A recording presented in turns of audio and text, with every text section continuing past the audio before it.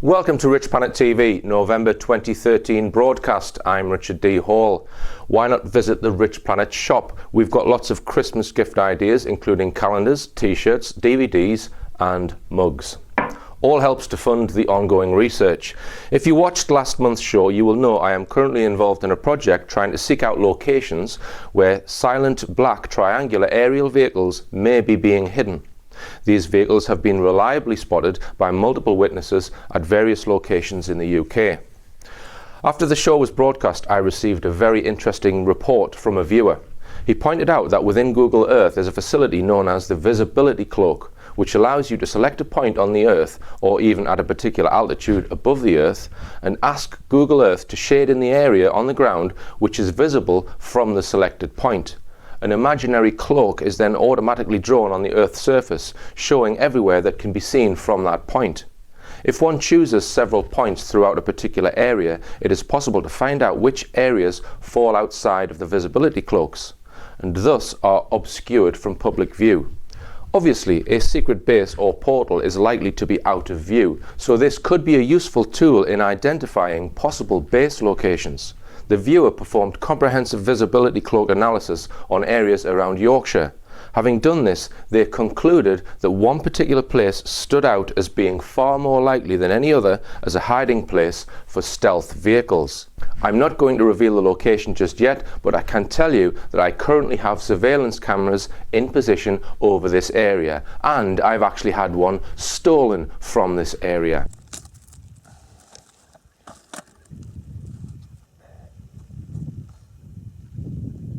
Right, I've camouflaged this one pretty good, so if this one gets nicked, I'm going to be pretty upset. Okay, mission accomplished, camera in position. The viewer also made a very good point about whether or not a physical secret base is likely to be under the ground in these regions. In their opinion, it would be unlikely in a country which is as densely populated as the UK. They thought that at some point in time, someone is bound to stumble across it. Therefore, in their opinion, it's unlikely. They went on to make a very interesting suggestion, however, that some of the larger, deeper, most secluded reservoirs might be being used as park and hide facilities.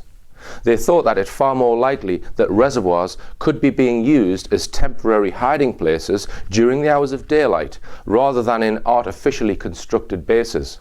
In other words, they are using reservoirs as natural bases, without the need to actually construct one. The cold environment and the water within the reservoir might even provide some function for the craft's propulsion system.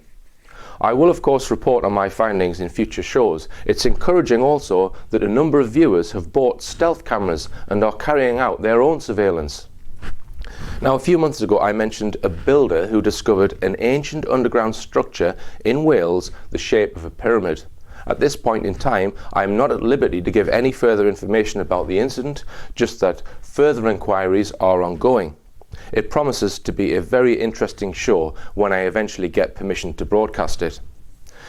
Now, the RichPlanet 2013 speaking tour has been rescheduled to February 2014. Venue and ticket details are now available at richplanet.net, and so far I've got 7 venues booked, starting at Great Yarmouth, then Doncaster, Manchester, Birmingham, Newcastle, Hastings and Cardiff. I will be launching a new RichPlanet film to accompany this tour, and stay tuned for that because it will hopefully leave you with your jaw on the floor. I recently arranged another interview with researcher Lloyd Pye, and will be meeting him soon to cover his incredible work on human origins, Bigfoot evidence and the Star Child's skull. Again, this is not to be missed, and hopefully some of it will be screened next month. Now, at this point in time, I've got 4 or 5 investigations ongoing, and frustratingly none of these are at a stage where I can put out information yet. Hence this month I'm a little dry on material. For this reason, I thought it would be a good time to rebroadcast the 2011 film The Berwyn UFO Cover-Up Exposed. The film has never been shown online and has only been screened once or twice on television. It provides compelling evidence that authorities go to great lengths to cover up certain UFO cases, and it also shows beyond reasonable doubt that military forces operating in the UK can and do get employed to deal with UFO incidents. The film demonstrates that you are wasting your time watching mainstream UFO documentaries because their program makers are prevented by the powers that be from reporting facts, especially when the military have been used to cover up these facts. Strap in tight for the Berwyn UFO Cover-Up Exposed.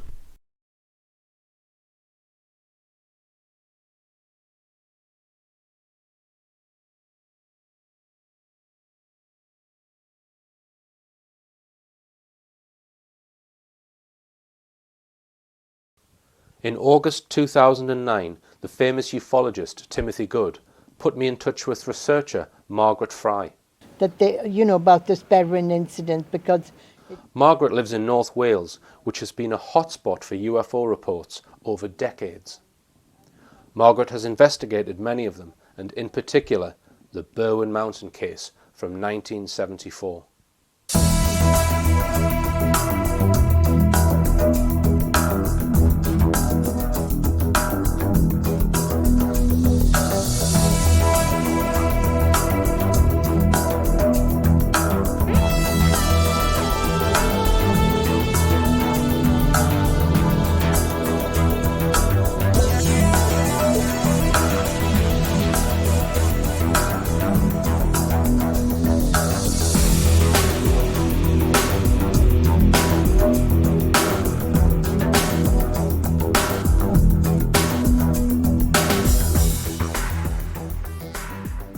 I contacted Margaret, not realising this introduction would mark the beginning of an incredible journey of discovery. The Berwyn UFO Cover-Up. How can things which happen randomly in remote parts of Wales possibly be covered up by the authorities in London, you might ask? Well, the cover-up of certain information is only part of what the authorities have done. The main part, which is a term coined by researcher Andrew Johnson, is known as the muddle-up. Information which they cannot hide is simply muddled up rather than covered up. This is done with the help of shills who operate in our mainstream media and are particularly prominent when it comes to some UFO cases. This will become clear later in the film. Before I describe what took place in 1974, it's important to understand the geography of this dramatic location. The events centre around a small village called Llandrillo. The village is located at the foot of the Berwyn mountain range. The mountain peak overshadowing Llandrillo is called Bronwen. Let's just take a fly around Bronwen to get a feel for the incredible landscape surrounding this little village.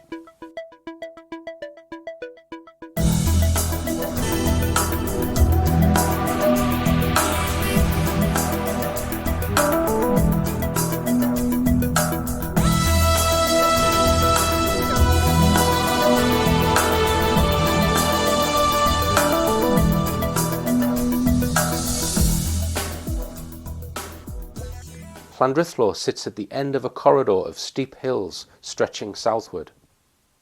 If we travel along this corridor, following the path of a tributary of the River Dee, 3 miles in a southerly direction, we approach the foot of another mountain peak, known as Berwyn, on the left. In this investigation, trying to uncover who saw what and when has been easily confused by the fact that many locations have poor visibility due to the terrain. In particular, Llandrillo itself has no visibility of where the events took place on the Berwyn mountain some 3 miles away. A group of 3 witnesses, Pat Evans and her 2 teenage daughters, provided compelling testimony describing a highly unusual object they witnessed when they pulled over on this road, the B4391.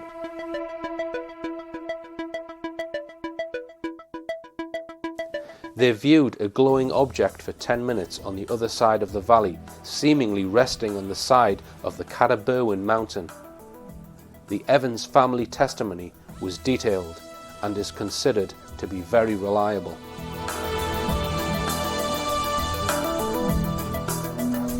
What is immediately clear from these 3D visuals is that people in Llandrillo and in the small holdings along the foot of the valley would have had no view of this object. Now that we have a feel for the landscape, let's move on to the events of 1974. 23rd of January 1974, Wednesday evening, 8:38 p.m. A large explosion was heard by local people, followed by an earth tremor. The earth tremor was so powerful that glasses fell from shelves in pubs in Bala. Bala is a small town 7 miles west of Llandrillo. The people of Llandrillo village came out into the streets to try and determine what had caused the explosion and subsequent earth tremor. Many of them used the local telephone box to report the incident to the police. A major incident was logged by the police, which describes the nature of the incident as an explosion. The log also shows that the police contacted air traffic controllers to determine whether military or civilian aircraft had been in the area. This indicates the police believed something may have crashed. People reported bright lights in the sky of various colours, one stating the lights were not like a meteorite. A remote area of North Wales was shaken by a mysterious explosion during the night, and no one yet knows why. One witness stated, "The loud bang I thought was a lorry coming off the A5 and hitting a house." Witnesses described a large glowing ball of light travelling overhead towards the Berwyn Mountains. These sightings were in the main shortly after the explosion and earth tremor had occurred. It's a greenish-blue colour. I was standing just by the police station there when he went just over there. What was it? Was it a streak or a flash? Yeah, it was a streak. It was just coming down. Another significant point is that at this point in time, nobody thought the event was an earthquake. Neither the police nor the public thought an earthquake was the cause of this tremor. The whole house was shaking, trembling underneath somewhere. What did you think was happening? No idea what was happening. We were all stunned for a few seconds. Claims of an earthquake were to come much later, which we will examine. After the explosion and tremor, some of the locals in Llandrillo reported to the police flashing lights on the side of the Berwyn mountain. The reason this village differs to all the others is because when people came out their houses here, wondering what was going on, some of them in this village saw lights above that ridge behind us. In response to this, 4 police officers were dispatched up the mountain and conducted a foot search, suspecting a crashed aircraft. Witness Hugh Lloyd was 14 at the time and lived near the bottom of the Berwyn mountain. On their way up the mountain, the police called at the Lloyd's farm and commandeered their 4-wheel drive Land Rover to help them in their search up Berwyn. We retraced the police's tracks with researcher Scott Felton.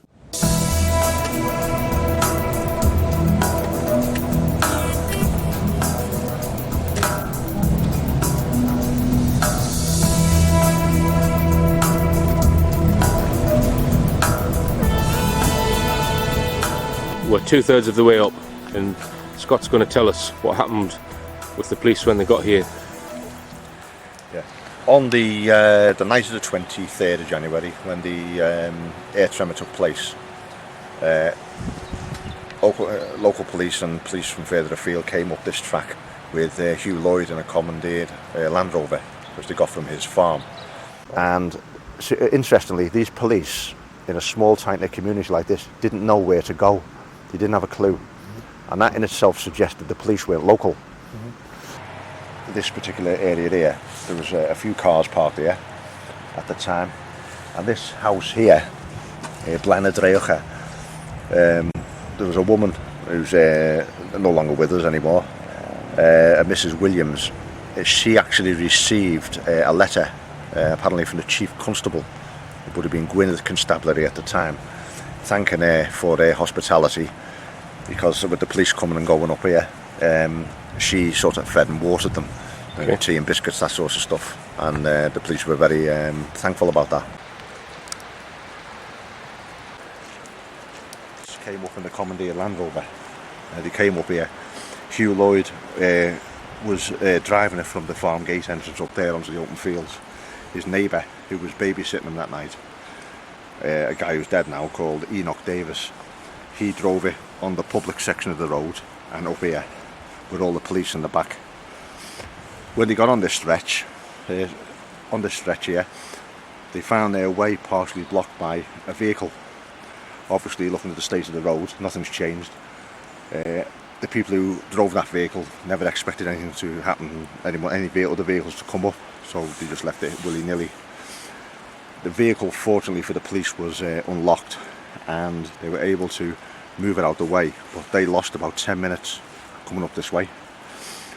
They didn't know who the van belonged to at the time, but they took the tax disc, an old trick apparently, for trying to get the owners to come forward, and obviously they would have questioned the owners to why they were up here in the first place.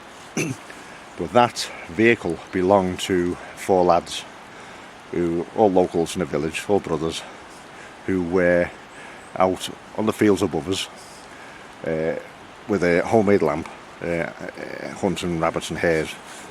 They were using a homemade device, a car battery, car headlamp, simple switch on and off, and you could get about an hour's burn time on that before the battery's dead and totally useless, and that's what they were using. They've been described as poachers in the past, but in fact they were actually operating up there with legitimate permission. I understand from what I've been told that they came down, they'd finished lamping, which does away with any idea that Pat Evans, 5 miles away, saw a poacher's lamp. The homemade device had long since died by 9 o'clock. She didn't even arrive till 10. But those lads, because the lamp had packed in, they come down through the trees, and surprise to them, they saw all these police hanging around their vehicle. And what they did was they basically hid in the trees. They were smaller then, a lot smaller, and they waited till the police went. They had no idea while the police had any interest in their vehicle. As soon as the police carried on up there, they got into their vehicle and disappeared that way. I was told the youngest one wasn't licensed to have a gun, and that's why they didn't want a confrontation with the police.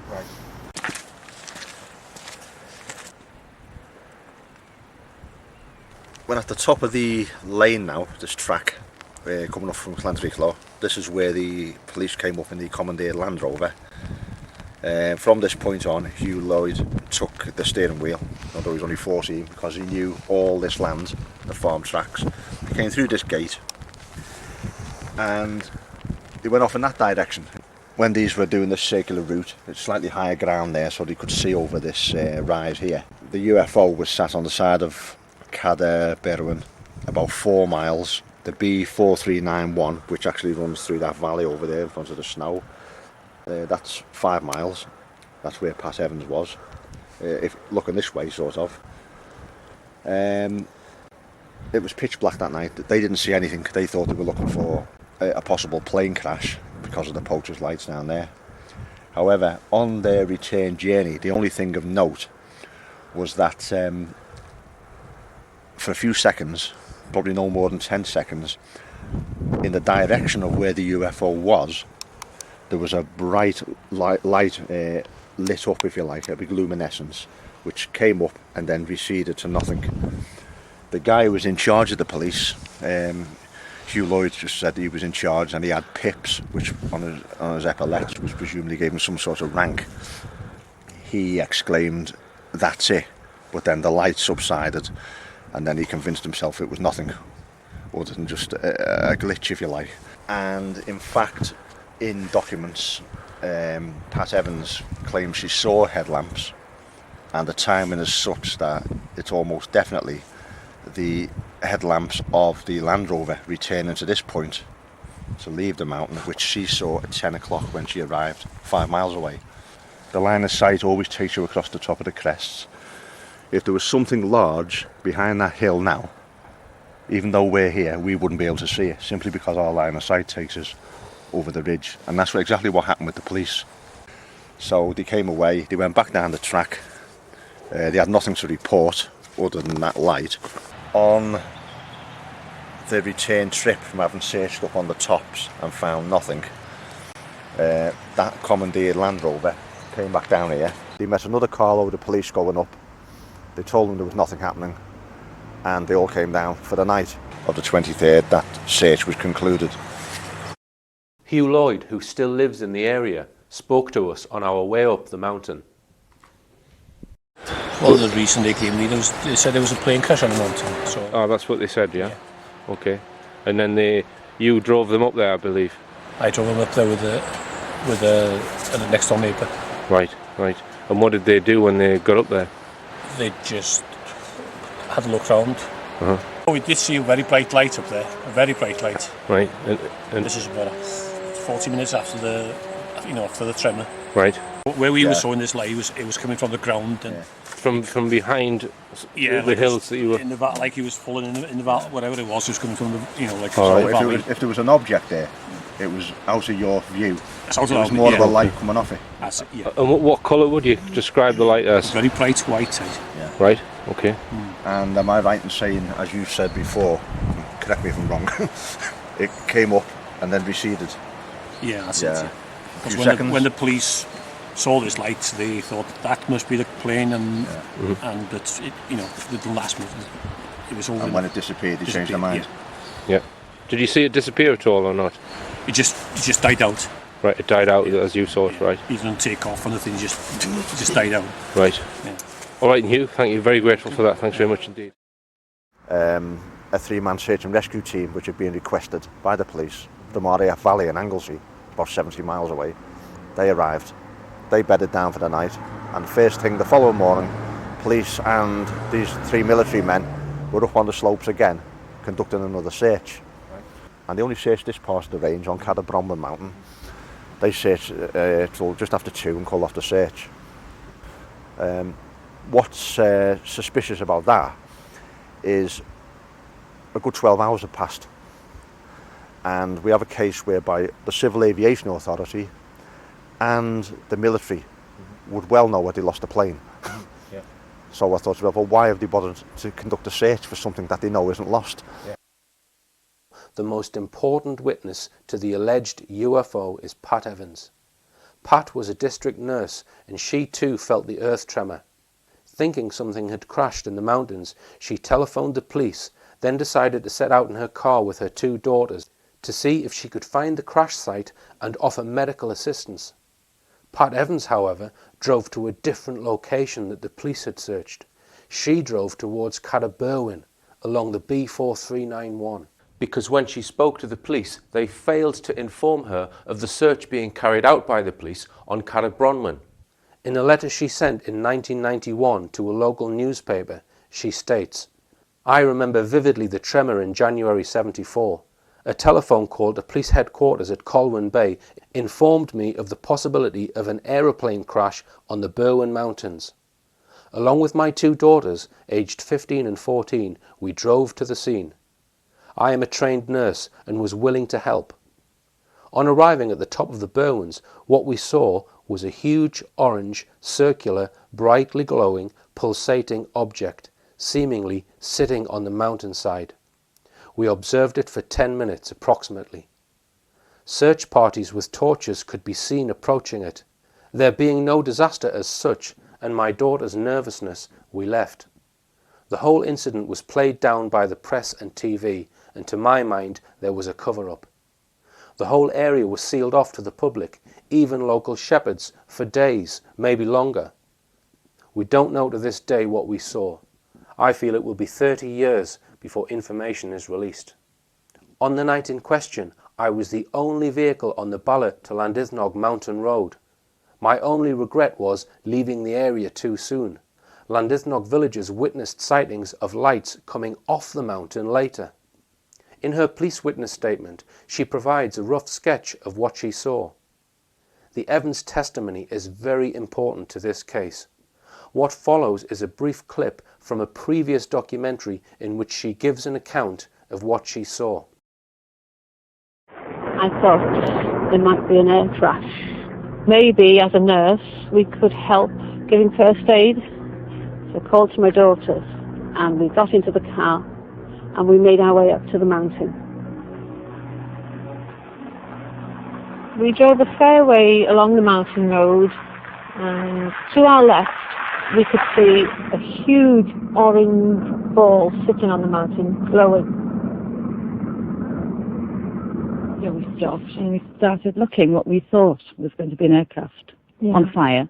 Because we'd envisaged sort of, oh God, there might be bodies if it was an aeroplane crash, and we weren't too happy at that prospect, but we were quite surprised to see this big reddish orange ball just sitting there.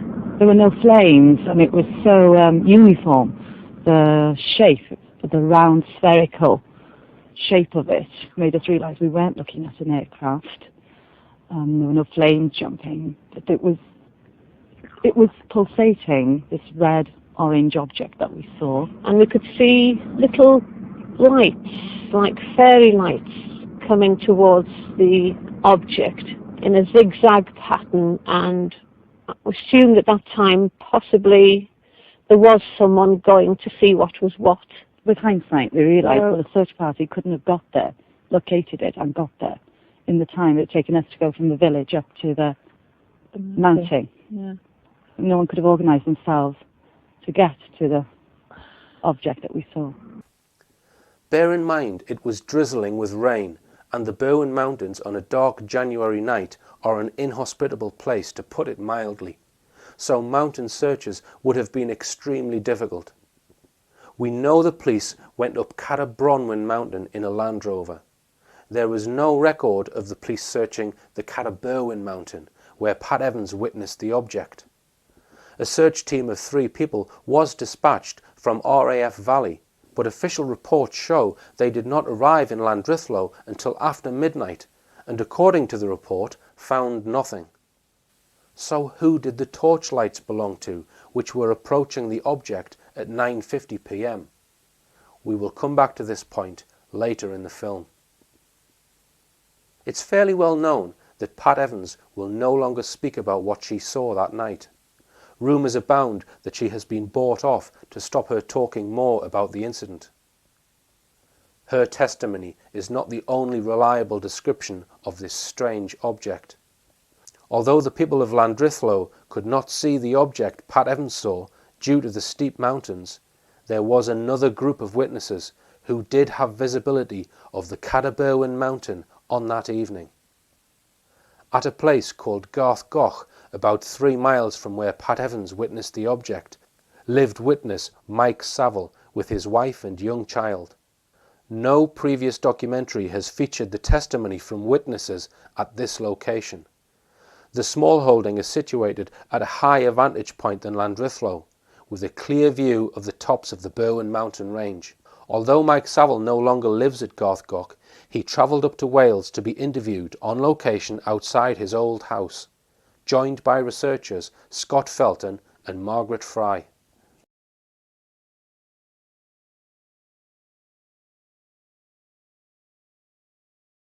We were sitting, my wife and I were sitting in the house reading. It was so very quiet, and we heard this, we didn't know what it was at the time, but this tremor coming towards us, and we could feel it almost going under our feet. Shook the house, really did shake the house, and it frightened the life out of us. We didn't know what was going on. So I got my clothes together, came out.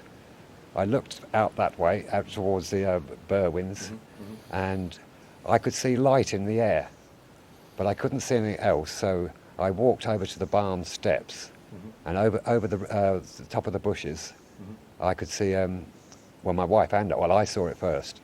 It's like a half a sun going down, bright orange. We thought a plane might have crashed, but as soon as we'd seen it, we'd realised there was no flames coming from it. It was a very defined line. At that point, I got my wife to come out and have a look at it. We were sort of quite frightened by it all. We didn't know what was going on. And so we decided to go down to Kai Pant, to the farm below us, to see what, because they were on the phone. and to see what they had to say about It's it. about 400 yards from here, something like that. Yeah, Yes, 500 yards, yeah. Yeah, okay. Yeah, so Just across the fields. we got my son out of bed, woke him up, got him out of bed, dressed up all of us because it was a winter's night. Got him on the backpack, walked down to the farm. Arthur and Dillis and the children were all up. They had heard it. They had been on the phone to Llandriclo, to relatives there, and the whole village was out, police, and chaos, mayhem sort of thing. Okay, and you didn't mention the explosion there, Mike. Did you hear an explosion? No, I didn't. No. Okay. No, Okay. we didn't know what was going on. Okay, and how long did you observe the object for, and did it move at all? No, it was very static, Okay. very static. Okay. And as I say, we then walked down to the farm. We must have been there 10 or 15 minutes talking with Arthur, and they decided to bring us home. Arthur came up with his son Dowie, and I said, well, come and look at it. So we all stood on the barn steps, and the four of us were watching it. And I'm not quite sure of time scale, but within front of our eyes, it just went down and disappeared, and then it was darkness. So it actually went down and Yes. not up, and No, it went down. okay, Yeah. okay, and And that was when it went down onto a lower ridge, although you didn't know that. That's right. so you think it actually disappeared behind a mountain? So it was still actually there, just you couldn't observe it from your point of view. There is, Yes, probably, yes. I don't know. I can't quite say. yeah, I've established since then, there is a mid-distance hill called Kevin Koch. And the line of sight from this yard, where Mike was looking, goes straight through this ridge. And I've looked at the altitudes, the summits, and in fact, although you're still looking upwards, the line of sight from your eye looking upwards, this object sank behind Kevin Koch Ridge, and it just gave the impression it disappeared, because in the darkness of the night, you couldn't see the ridge in front of the blackness of the mountains behind anyway. And all it did was just sank behind that and went out of view. And how many witnesses were actually standing here, Mike, on that particular night? There's Arthur, Dowie, Mary Ann, my wife, and myself. Right, okay. Yeah. So you were how old at the time, Mike? 24. Right, okay. Yeah. Okay. And, you know, if we were to interview your wife at the time, she agrees with everything you've just said. Absolutely, yeah. And she's the lady that would tell me if I was wrong. Right. She's got one of those memories that goes back to when she was 3 years old, that sort of thing. Right. We also spoke to the farmer, Leon Pritchard, who still lives at the neighbouring farm. Leon's parents witnessed the object with Mike Saville, but Leon himself was outside of the immediate area at the time. He returned later that evening and was told about the event. We're at the farm, which is about 400 yards away from where Mike Saville originally saw the UFO, and we're with Leon Pritchard, who wasn't here at that time, but actually came into the village of Llandriclo shortly after the event took place. Were you told anything when you got back here to the farm? Well, only there'd been a tremor, and that Mick and Mary Ann had come down here from Garthgoch. Because they witnessed something from Garthgoch. And did you feel the tremor where you were at that time? No, because we were travelling. Right. We didn't feel anything. Okay. So your father and your brother, you've been told, went out with Mike to witness the object, and did they describe it to you at all? What they saw? Yes. So like what Mike said, this ball of fire. Or ball of light was on the side of the mountain. One witness, my mother's friend at the time, I remember speaking to her a few days later, and she saw this light rising from the mountain and going along the top of the mountain, I guess, and just disappearing. Was this on the same night then? On the same night, yeah. The good thing about this yard and the front door of the house is that it's rectangular. Right. And the line of sight as you come out the door is naturally confined to this narrow corridor. Okay. And it was a simple matter of drawing a line across Google Earth and copying it onto a map, Right. and the parameters of the line of sight that Pat Evans had, and where they bisect is where the UFO must have been. We've just left the location where Mike Saville witnessed the UFO. We're now on the B4391 on the route that Pat Evans took.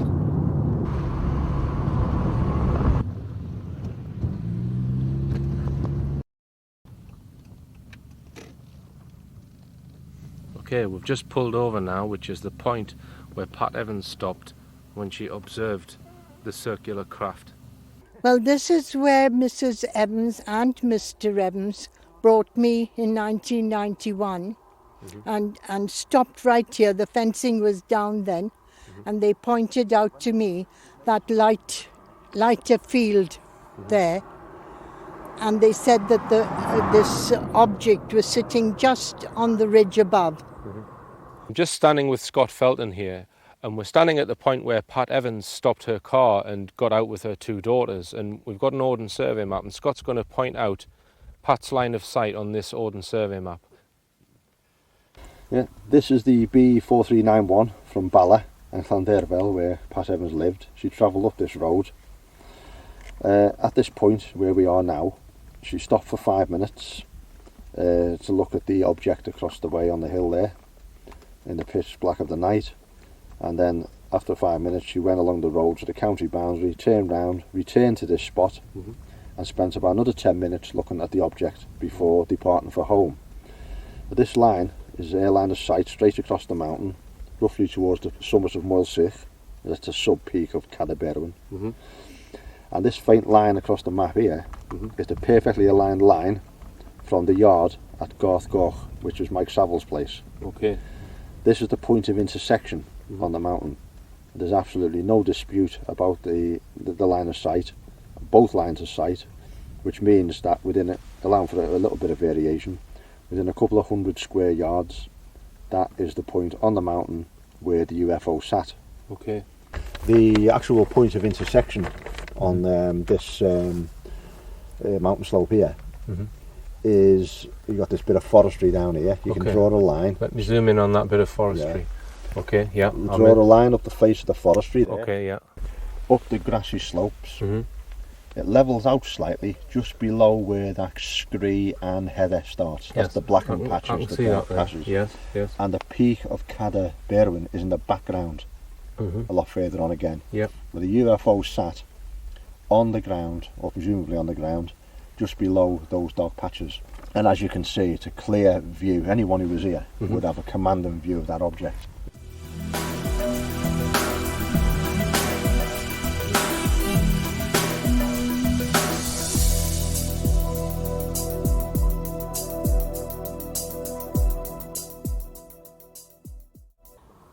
And of course, as you can see, it's a very, very bleak, and it must have been really bleak in winter time and very dark. And then they drove on to the hidden car park there, which we'll be going to shortly. Okay. And turned around then, and then they came home. It takes about 15 minutes, I think, or 15 to 20 minutes from her house to here. Right. I mean, other than the Evans in the party that was here with Mike, are there any other witnesses? Not necessarily. All of the people who told me about it actually saw it themselves.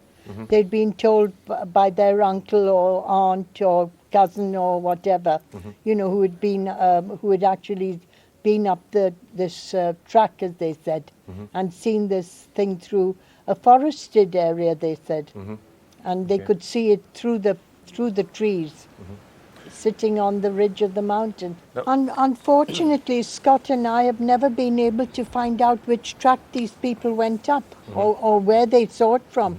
At first I used to think it was the same area that Mike is living in, but I don't think it was. So this is a third group of witnesses then? Yes, that's right. Quite irrespective of Pat Evans and Mike and his neighbours. Mike Saville viewed the object at a different angle to that of Pat Evans. According to Scott Felton's Ardent survey map, their lines of sight were at 85 degrees to each other. two different perspectives of the object at slightly different times. They both describe the object as circular in shape. We can conclude then that they were probably seeing a spherical object. Pat Evans describes in her statement that the object she viewed was comparable in size to the moon, which we know was below the horizon. According to the map, she was 2,530 meters away from the object. Using this basic data, it is possible to get a reasonable estimate of the size of the object. When looking at the moon from Earth, the angle subtended to your eye is half a degree. In other words, if you draw two lines from your eye, one to the top of the moon and one to the bottom, the resulting angle is half a degree. This means if you view an object which appears to be the same size as the moon, for example by placing an apple in front of you so it appears the same size as the moon, the angle subtended by the apple is the same, half a degree. Simple trigonometry shows that an object placed at a distance of 2,530 meters, i.e. the distance of the object viewed by Pat Evans, which subtends the same angle, would be 22 meters in diameter. If we now look at the sketch which was copied by a police officer from Pat Evans' original sketch, it is suggesting the object was slightly smaller than the moon. To allow for this, if we reduce the size by 30%, we arrive at a figure in the order of 15 meters in diameter. This was not a small object. Let's just illustrate what a 15-meter diameter glowing sphere would look like next to these houses.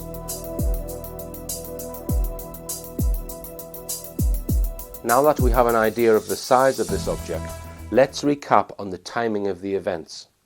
The officially recorded time of the explosion was 8:38 p.m. Mike Saville came out of his house a few minutes later. As far as I'm concerned, between sort of it happening and getting ourselves together and going down the farm and coming back here, I would have thought it must have been 40 minutes, 3/4 of an hour. Right.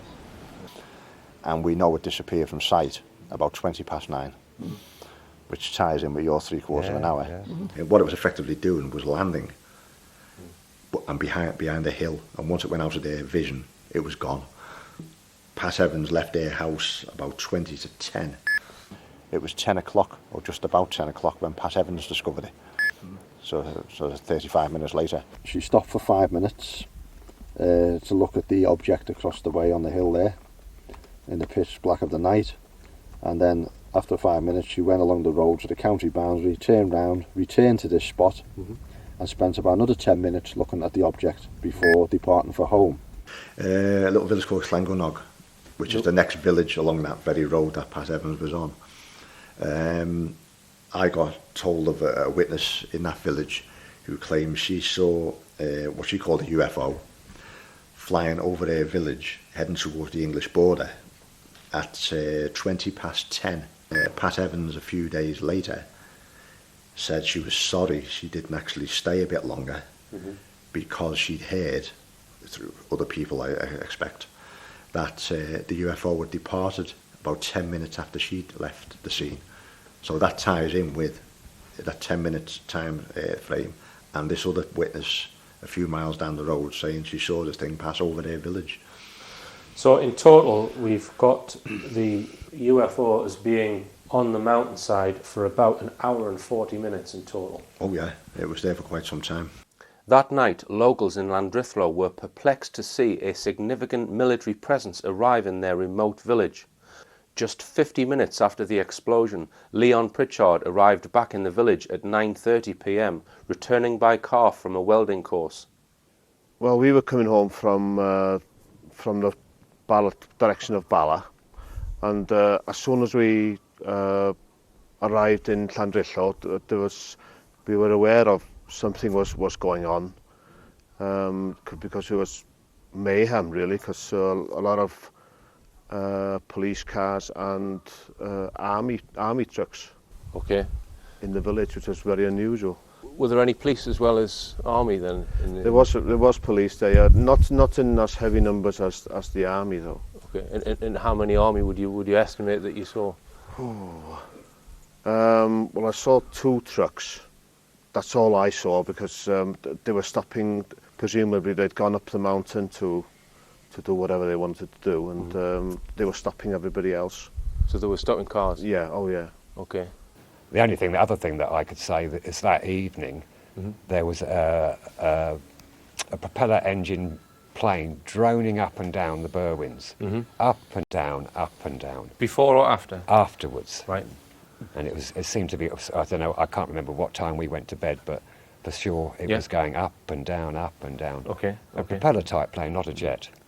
The sudden appearance of the army suggests that armed forces were already conducting exercises in the area on that night before the time of the explosion, as it would have been impossible for the army to be contacted, dispatched and travelled by road to the village within 50 minutes.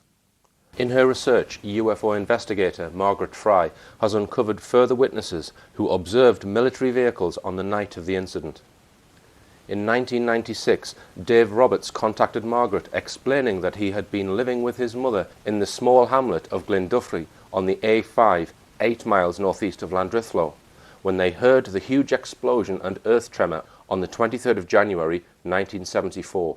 Between 9 and 9:30 p.m. they heard rumbling noises and looked out to see closed military vehicles passing through their hamlet heading west towards Llandrithlo. This ties in with Leon Pritchard's sightings of military vehicles in Llandrithlo. They stayed awake to watch for further vehicles, as this was such an unusual happening in this remote location. Over the years, Margaret has held yearly meetings in the area to find new witnesses. Several of the witnesses at these meetings have confirmed to Margaret that they saw military vehicles heading towards the Berwyns that night.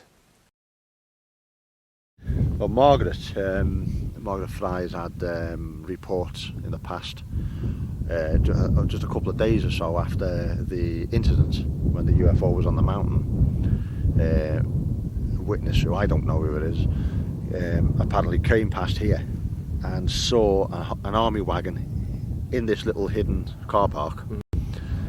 A couple of soldiers milling about, and somewhere here were two more soldiers, 4 soldiers in total, 2 each carrying a box off the mountainside here. Let's now look at the scientific evidence which has been put forward to suggest that an earthquake took place that night. I obtained a copy of the report by the British Geological Survey. Doubt is cast immediately before one even begins to read the first page with the title, The Enigmatic Bala Earthquake. Enigmatic meaning not clear to the understanding, perplexing or mysterious. I showed the report to an expert who has a PhD in geology. After reading the report, he contacted me and wanted to point out certain aspects. He drew my attention to a map shown in the report of the stations used to measure the seismic activity. The triangles show the locations where seismic measuring equipment recorded the tremor. In 1974, there was no measuring station within 150 miles of Llandrithlo. Here is a trace from the report of what was recorded at one of the stations. The geologist explained to me that it is impossible to determine from this trace whether it was caused by an impacting object or from an earthquake. He then went on to explain how the center of the tremor is determined using the data from each measuring station. They simply compare the relative magnitudes of the seismic activity at each station, and based on this triangulate the most likely position of the source. The size of the tremor measured at each station is not necessarily indicative of the distance. Factors such as the type of intervening rock come into play. In summary, it was impossible to locate the epicenter of this event with any accuracy using the seismic data. The second method the seismologists use to determine the epicenter is to send out questionnaires to the public. They then plot the results of the survey on a map using a scale of 1 to 5 regarding how strongly people felt the tremor. This map from the report shows the intensities felt by local people, 5 being the strongest. The circle shown in the center is about 15 miles across. The report mentions 2 previous geological studies of this event, one done in 1980 by Burton and Nielsen, who determined the epicenter was likely to be here, one done in 1988 by Turbot and Innes, who determined the epicenter was likely to be here, and this report, which determined the epicentre was likely to be here. This map is important to our investigation, as we shall see later in the film. The geologist drew my attention to this table, which he thought was highly ambiguous. The table gives two estimates of the depth of the tremor, derived from the 1980 and 1988 reports. Before I explain the table, I need to explain standard deviation. When using data of a statistical nature where a value cannot be specified exactly, scientists give a figure along with that figure's error, expressed in terms of its standard deviation. For example, if the scientist said the earthquake depth was 100 meters, with a standard deviation of 10 meters, we can show this on a normal distribution graph. We put the mean figure of 100 meters in the middle, with +1 standard deviation, 110 meters, and -1 standard deviation, 90 meters. What the graph is showing is we are not certain what the depth was, but can be 68% sure the depth was between 90 and 110 meters. If we go to 2 standard deviations, we can be 95% sure the depth was between 80 and 120 meters, and so on. Now let's look at the depths described in the table and put them on the normal distribution graph. The first report states 15 kilometers as the depth, but does not give a standard deviation figure. The second gives 7.5 kilometers as the depth and 12.5 kilometers as the standard deviation. Incidentally, both these depths are extremely shallow for an earthquake.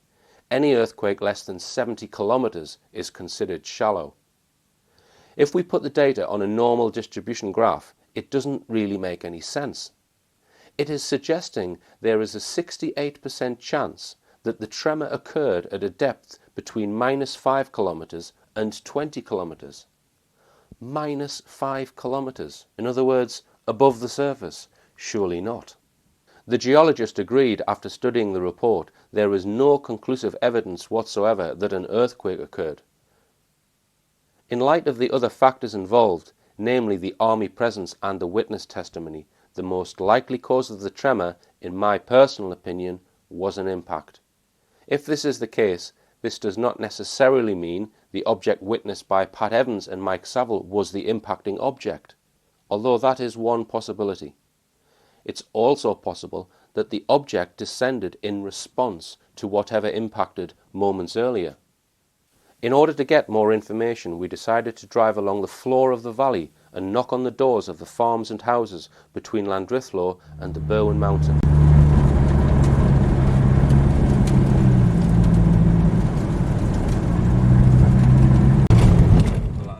In our investigation, we were informed by a local that a military unit hired and occupied an outhouse building as a base camp for a duration of between 6 and 8 weeks following the explosion. We went along to this outhouse to see if we could locate the owner. This seemed like a promising lead. I informed Scott Felton about the claims of an army unit using the outhouse. Scott made some Freedom of Information request inquiries, but to no avail.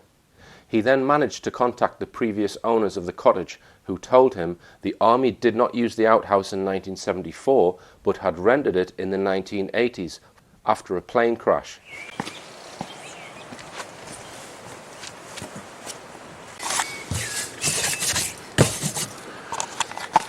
It's just like an old workshop. So this turned out to be a dud lead. Scott has made many contacts in and around Llandrillo during his research. One of the locals, who he believes to be reliable, has given him information from a witness who Scott believes lived in a small holding on the foot of the valley below Berwyn.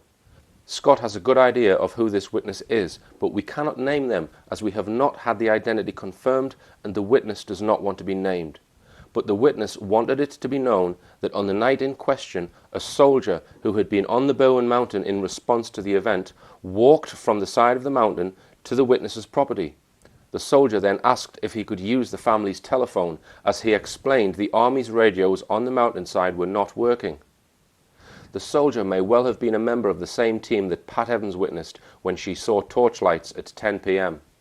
We know from Scott's map within a few hundred meters where the object was. and we also know the locations of the nearest small holdings.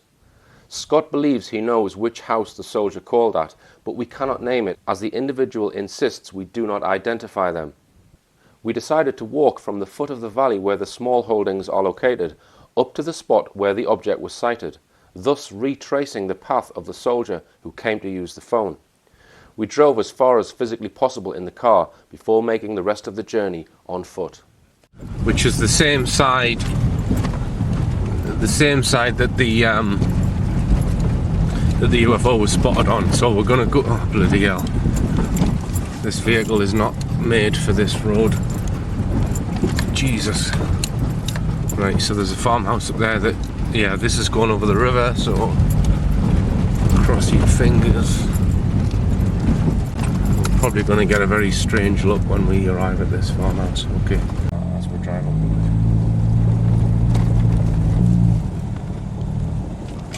This is Pat Oldfield, who lives. What's the name of this house, Pat? Blaen y Pennant. Okay, and we reckon this is the last house along the line of the river, on the side of the river where the UFO is believed to have come down against the side of the mountain. So Pat just informed us that she walks her dog up this path. So we're going to go and have a look at it, see if we can read anything into it, and then perhaps climb a little bit further up the side of the mountain and just sort of survey where the craft is alleged to have landed.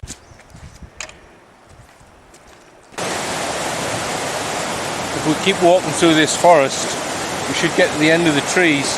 When we come out of this forest, we should be able to see the B4391, and we'll be almost at the spot where the UFO came down.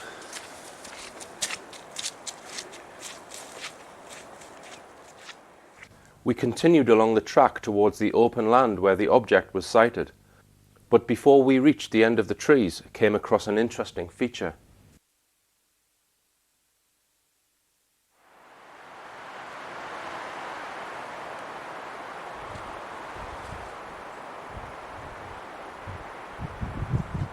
Right, we've walked to the end of this path, which is right at the edge of the forest, just before the spot where the UFO came down. Now, we found this geological feature, you might call it, at the end of the path. It's very intriguing.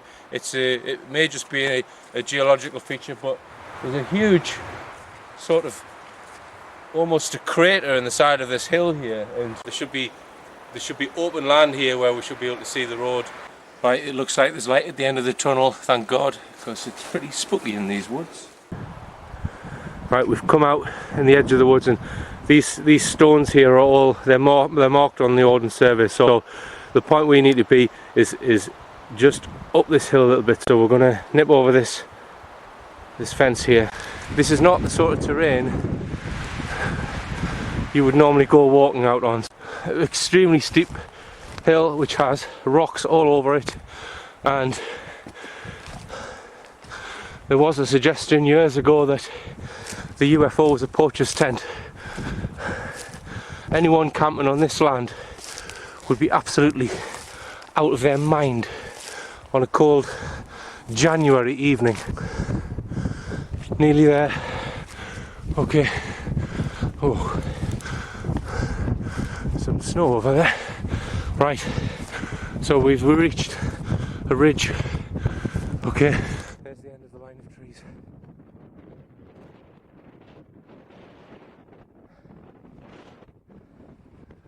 We can see the road.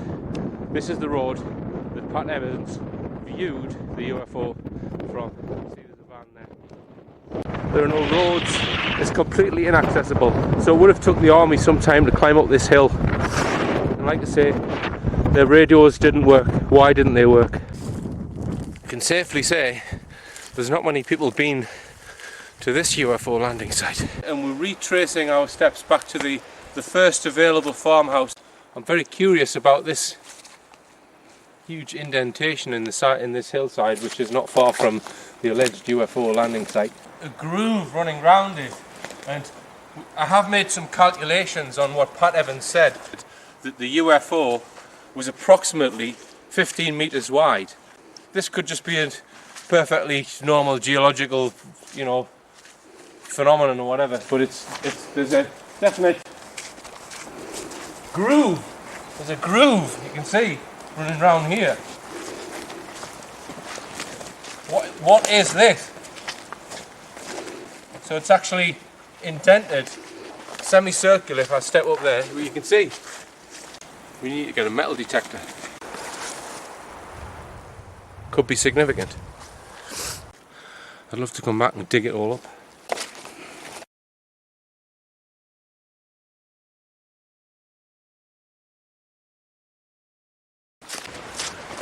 And we're just retracing our steps back down, and you can just imagine the army guy coming down here frantically, a bit worried because the radios aren't working, trying to find a house with a phone.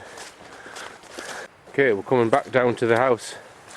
The circular opening in the trees became the centre of great curiosity for myself and Scott Felton. The immediate thought was, could this be an impact crater? I contacted a PhD geologist whose specific expertise was in impact crater formation. I sent him images and video of what we were now referring to as the anomaly. He could not ascertain from the images if the anomaly was formed by an impact. Seemingly, to identify an impact crater is not straightforward. It is a process of elimination. One needs to rule out all of the possible other causes of such a geological feature before concluding it's an impact crater. This would require a detailed geological study of the area, something which was beyond our budget. One suggestion is the anomaly is merely a turning circle placed at the end of the track for vehicles. We have tentatively ruled this out due to the acute angles where the circle meets the track. Comparing it to a turning circle located nearby, the two are rather different. We couldn't see any evidence of vehicles having used this as a turning point. I then looked at the official seismic report discussed earlier, which shows the epicentral determinations of the supposed earthquake.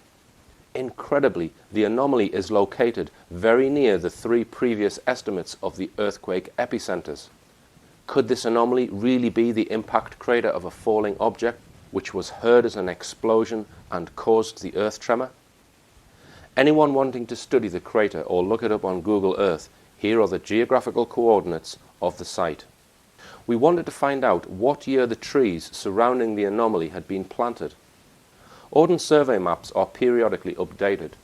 Looking at 2 maps of the area, one from the 1960s and one from the early 1980s, we can see the trees where the anomaly is located are newer than the rest of the woodland. In other words, the patch of woodland surrounding the anomaly was planted more recently, probably in the 1970s. We wanted to find the exact year these trees were planted. Scott Felton has written several times to the company responsible for managing the forest to try and determine when the trees were planted. But the forest came under the jurisdiction of a company called Till Hill Forestry, which is a national company. But there's a local office for Till Hill. It's Palla Hall, which is near Llanderfel. And I don't like to mention UFOs when I write to people because some people just get upset about it, they get put off or whatever. I just sent a random email, non-specific, just making an inquiry about when that particular wood was planted, the type of trees, and I threw a few other things in around it, place name meanings and things like that, just to give myself the impression I was just a general inquirer, member of the public. Yes. And the first thing I got was an email back, basically saying in no uncertain terms, why did I want to know? Sort of thing, you know. The guy who sent that email, he wasn't refusing to give the information at that point, but I just wrote back and I said, well, you know, I've just got this interest and I want to settle an argument, like mates in the pub and whatever. And that was that. Got no more response from him whatsoever. But I think now what he'd actually done is Google my name, realised there was a UFO connection, and he's just point blank. But I find it incredible that a company just wouldn't even bother to say, well, it's this species, it's conifer tree, and it was planted in this year. I mean, it's just ludicrous not to. And I mean, there's other ways of finding out. To me, it suggests that they may have something to hide, or they know something. But I believe this woodland, there's a whole area of woodland around, but it was all planted at the same time. All these trees are all the same age, but this little piece of woodland around about this anomaly, as we call it, is a lot younger. It was, I would imagine it was post 23rd of January 1974. Yes. But we don't know exactly. But we don't know the exact date. The company has still not revealed the actual date the trees were planted, but we do believe it was in the mid-1970s. Could these trees have been planted to cover up an impact site? In order to search for evidence, we returned to the anomaly with metal detectors. Scott just so happens to be very experienced using metal detectors, having run his own metal detection club in the past. Right, we've returned to the side of the Berwyn Mountain, and it was 10.5 months since I was last here, and we've come along with Scott Felton today. And what we want to do is, Scott's brought a metal detector, and we're going to search the area to see if we can find any fragments, because we're still unsure about this place where we're standing. It's a good site because there's very, very little soil, so there's no depth for anything to get lost in. So if there's anything metallic here, assuming what we're looking for is metallic, if it's metallic, the metal detector will pick it up. We don't have to worry about it being faint signals deep down in the soil because there's no soil. We're literally on the bedrock here. Right. For whatever reason, when this was made or created, whatever terminology you want to use, it's right down to the bedrock. Right. There's nothing left. And whatever was gone from here seems to have been extracted and removed. Right. And outside of this circular area, we've got very densely packed trees on this very, very steep slope here, and steep slope down there. I was suspicious about this particular wood because all the surrounding forestry, and there's acres of it. It's all much older, but this appears just after the UFO event. Yeah. Okay. Well, we'll only know by doing some metal detection. So let's get cracking.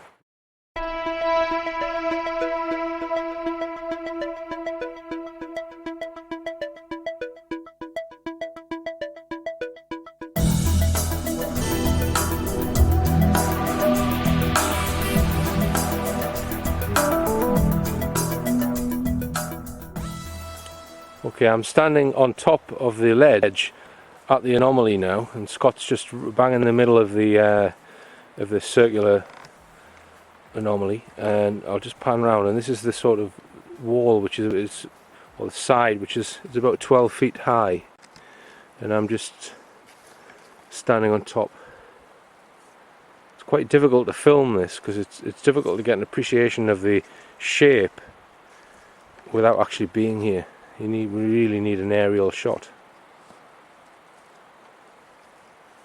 And after we've searched this central area, we're then going to search the surrounding trees. Because if there was an impacting object which created this anomaly, there would have been bits flying all over the place.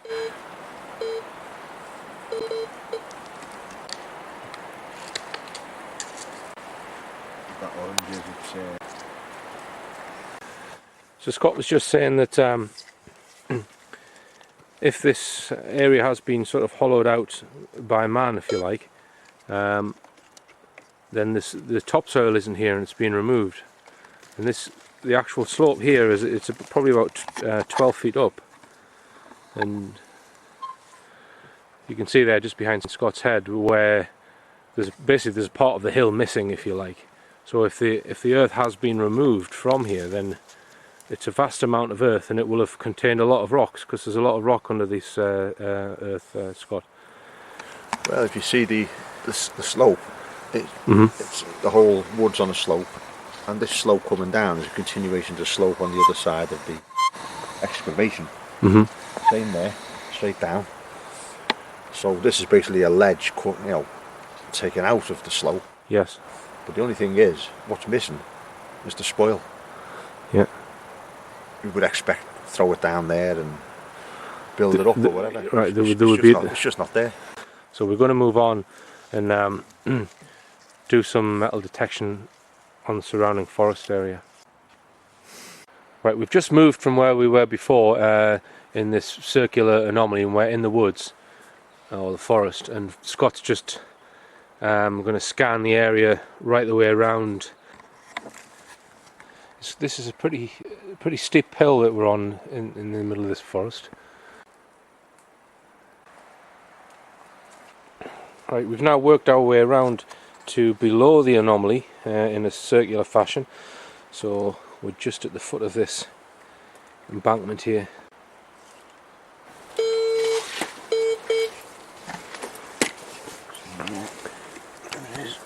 Silver paper. Silver paper.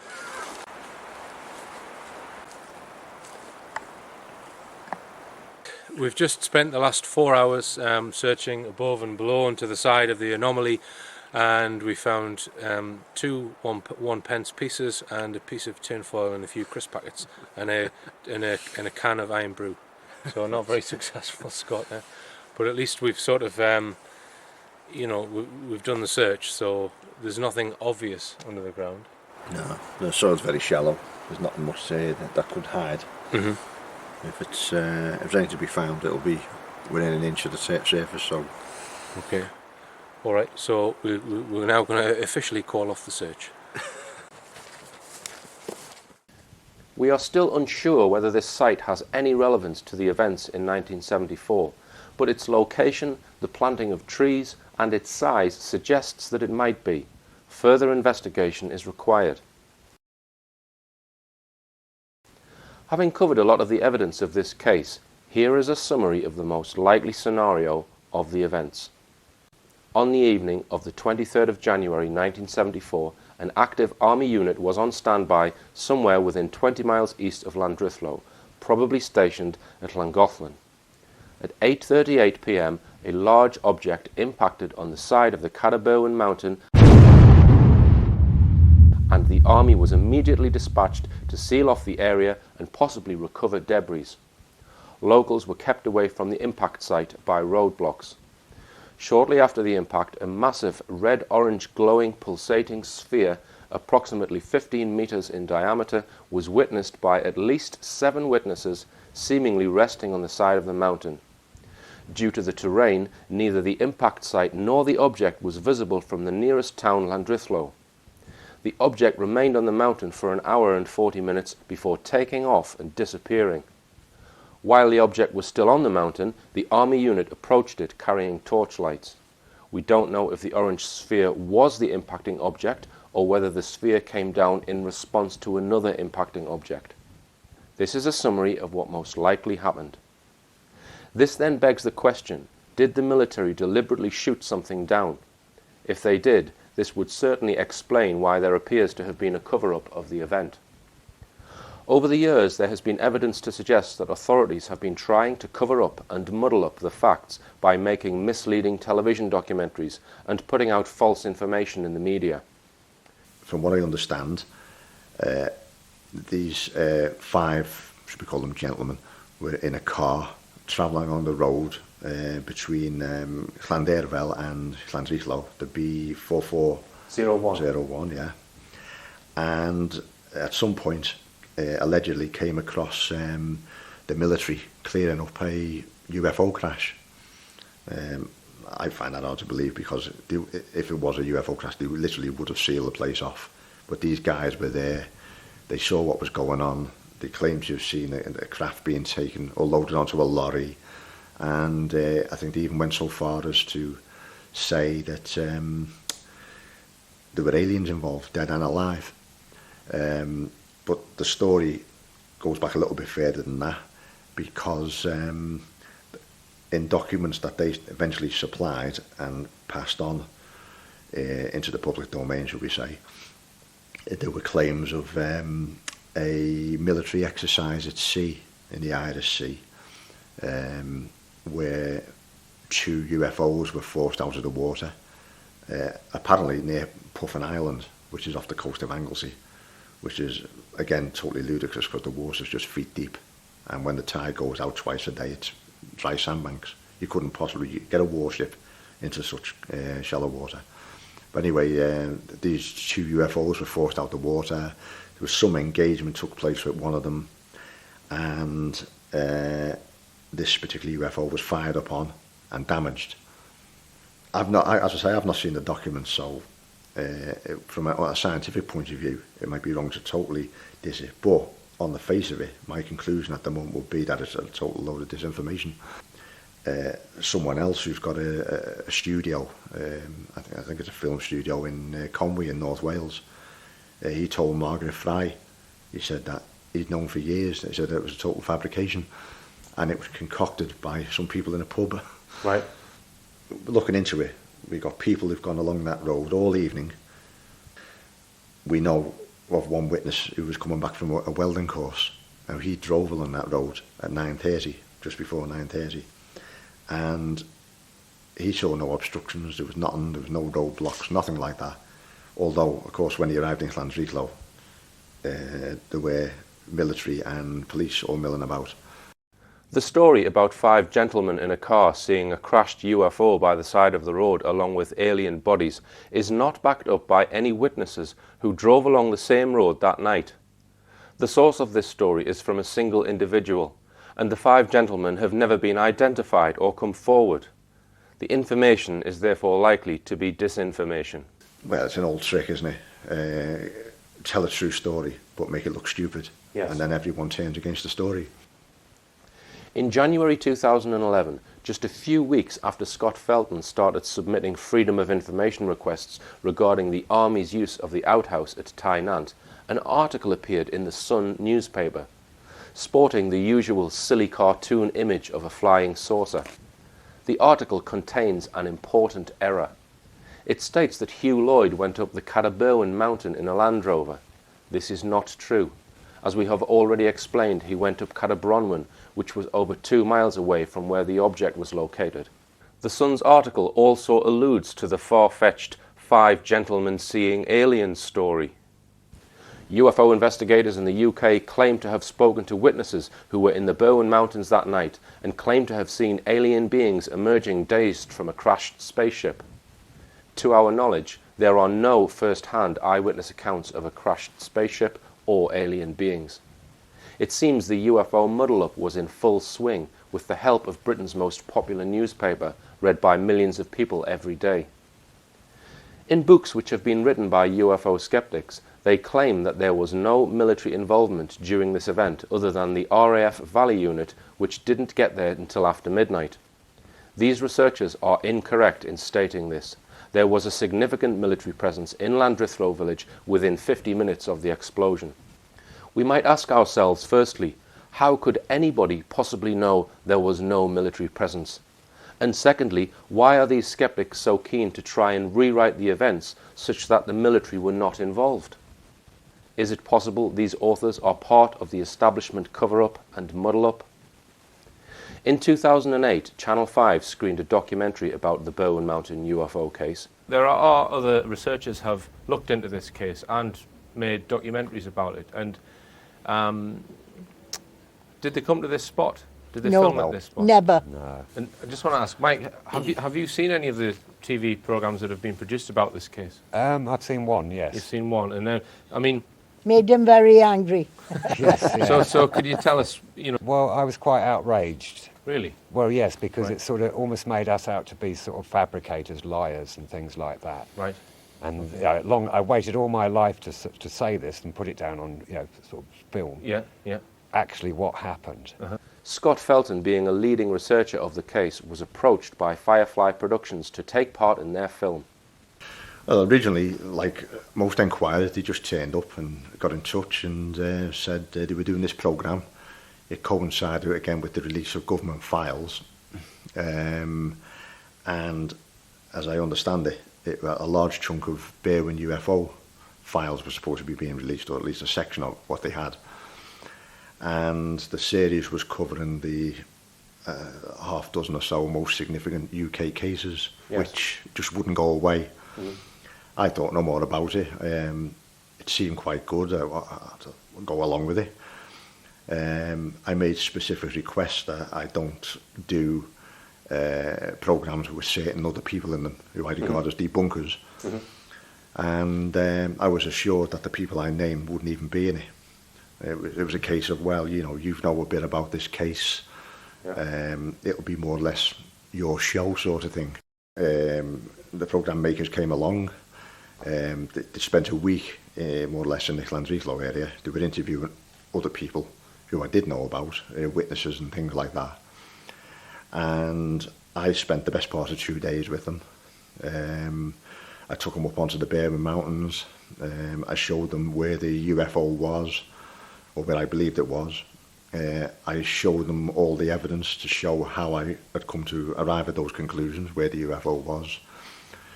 I showed them some documents. On the second day of the filming, with the place they were staying at, the B&B place they stayed at, a little hotel.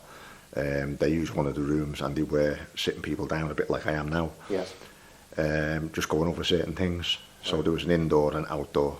I didn't know anything till the day before the programme was going to be aired. The director of the film crew, I think it was Ian Leveson, not David Leveson, I think we said earlier. Right. He rang me up and left a voicemail on my phone, and he said, the good news is the programme's being aired tomorrow. The bad news is you're not in it. Right. And then he went briefly on to explain that the commissioning editor of Channel 5 had pulled all the stuff. Your stuff? All my stuff, yeah. Right. The commissioning editor of Channel 5? The commissioning editor of Channel 5. Having left out Scott Felton's entire contribution from their film, let's take a look at how one researcher whose contribution was left in the film attempted to explain the event. During Jenny Randall's investigations into the Berwyn case, she claims to have witnessed light emanating from the ground, which would fit exactly the same description. On one of the occasions when I was actually there doing this investigation, I was quite surprised to see one of these earth lights for myself. It was emerging from within the rocks itself and climbing into the sky. But if that was an earth light, and that was what was seen on the night of this particular occasion, I can well understand why the much greater forces that might have been involved at the time of an earthquake would have generated huge glowing lights that would have been of great fascination to the local people, and why they would have thought that they'd seen something very strange indeed. The disgraceful treatment by mainstream media of Scott Felton does not end there. A researcher for the Roy Noble programme, BBC Radio Wales. It's a daily programme that goes out in the mornings. A researcher called Bethan Jones contacted me by email on a Friday and asked me would I take part in a programme the following Tuesday. The government had released some files, and 30 odd of those files were relevant to North Wales sightings. And I hadn't actually read the files at that point, so I told her I'd need to read up on them. Mm-hmm. And in principle, I agreed to do the programme. It would have only been a 10-minute slot on the following Tuesday morning. It all came about. The weekend came. I read up on the files and that, and other emails were exchanged. And then on the Monday, I sent an email back querying what I might actually be asked, rather than get suddenly jumped on with a question I wasn't sure about. And then there was a bit of silence, and then I got a phone call where previously, what was strange previously, it had all been by email. Then I got a phone call. Bethan Jones, the researcher, said she wanted to talk about the UFO sightings, but she specifically asked not to speak about the Berwyn UFO. Well, of course, that's my forte. Okay. And for me, it's the most important UFO case in Wales. And I said, well, you can't have this sort of conversation without this. You can't just exclude it. And it was a case of, well, we'll get back in touch with you. And a while later, another email said, time was against us and we found someone else to do the show. Mm-hmm. Which I thought was strange, because they hadn't actually previously had anyone else, and they had plenty of time. They only asked me on the Friday, so they must have known on the Friday they had plenty of time. So I left it at that, and as far as I was concerned, I wasn't on the show. Right. And then early next morning, I think it was about 8:30 on the Tuesday morning, the day of the programme, Margaret Fry, who I know very well, got in touch, and said that the BBC had contacted her on the Monday and asked her would she do the very same radio interview.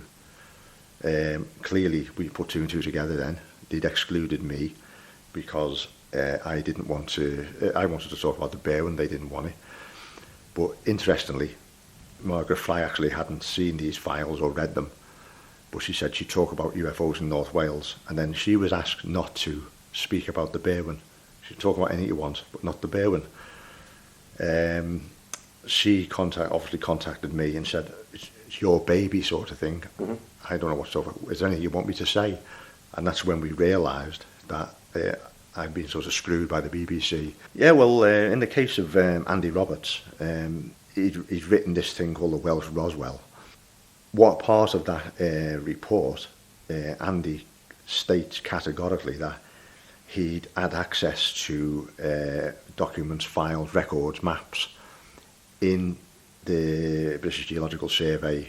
It hadn't been touched for a couple of decades, 20 odd years. And he seemed to suggest he was the first one to see this sort of stuff. And that might be true.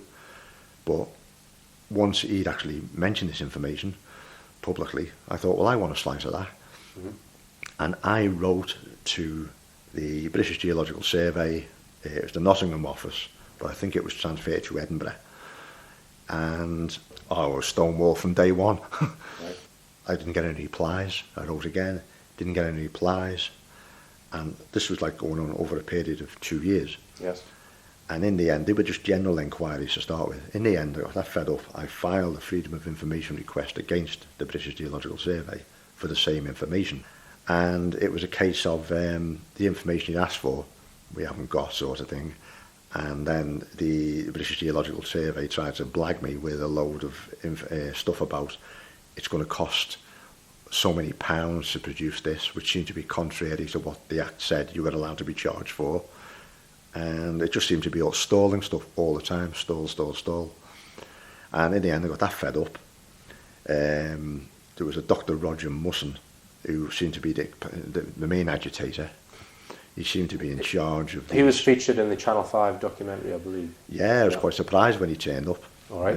They wheeled out all the veteran debunkers in that programme. But in the end, I got that fed up.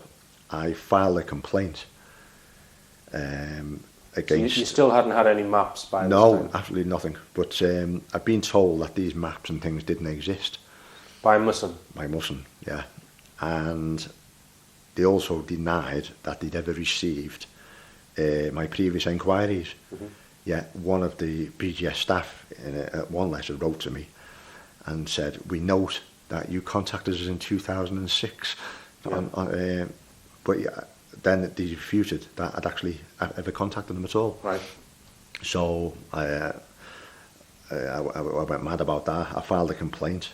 One of the directors launched an investigation, and then, as might be expected, he did defend his staff, trying to say, well, it's just a bit of a cock-up, really, blah, blah, blah. But they suddenly supplied maps and things which had been stonewalled for 2 years on, and which had been claimed didn't even exist, even though Andy Roberts had openly and publicly claimed he'd had access to this very information. There's certain references on those maps which suggest that there actually are several other maps. Yes. And I asked for them all, and I got 2. And I believe even one of those had been tampered with. Yes. Assuming I've got the same maps as certain debunkers, I've got the same maps, they must have access to that very same information. And this map clearly shows, and it gives a reference number for the position, it clearly shows poachers, it's clearly marked, and they're on a certain mountain at a certain point, Cadabronman Mountain, yet in the debunking literature, they were moved 4 miles to a neighbouring mountain, and a cock and bull story about meeting up with poachers with a lamp, and trying to pass off this poacher's lamp as the light seen by Pat Evans.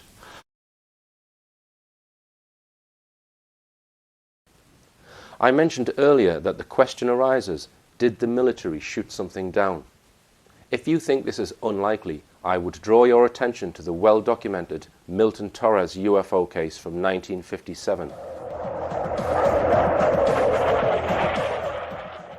when a US Air Force fighter jet pilot was ordered by British RAF Fighter Command to fire his full salvo of 42 Mighty Mouse missiles at a UFO which had been seen on radar above Ipswich and had moved out over the North Sea. There is nothing to suggest the policy of the British military to fire at unidentified flying objects in 1957 was any different to the policy 17 years later in 1974. This act of aggression, if it happened, certainly would explain the attempts by media shills to pretend this was not a military operation.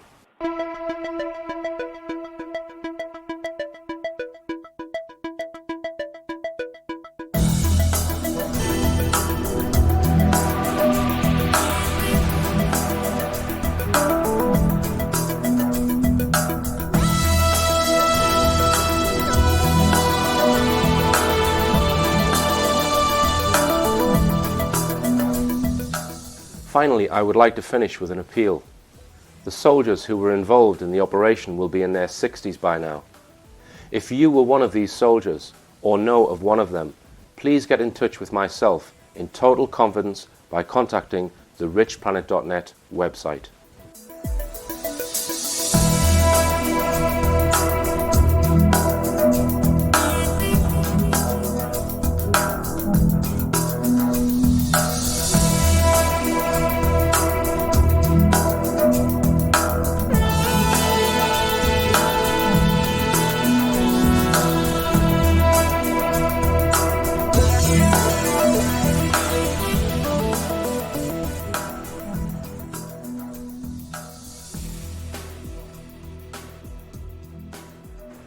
It's a great way to spend a late Tuesday afternoon on a deserted mountainside in a forest in the middle of Wales.